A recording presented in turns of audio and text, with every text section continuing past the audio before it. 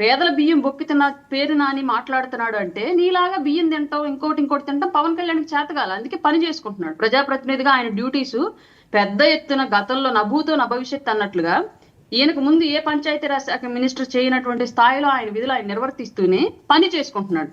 పని చేసుకొని ఆ డబ్బులు తీసుకొచ్చి ఆంధ్రప్రదేశ్ ప్రజలకు పెడుతున్నాడు. అది అక్కడ ఏం కనిపిస్తోంది?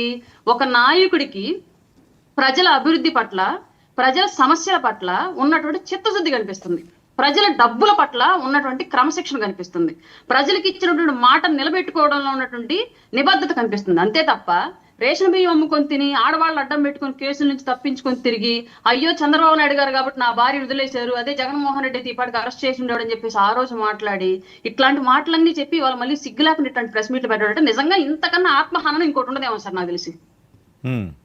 ఏంటి టెంట్ హౌస్ పార్టీ ఈ రకంగా మాట్లాడడం? ఆయన ఎవరికి చెక్కడు దొరకడు అంటున్నాడు ఈయన. సార్ నేను ఒకటి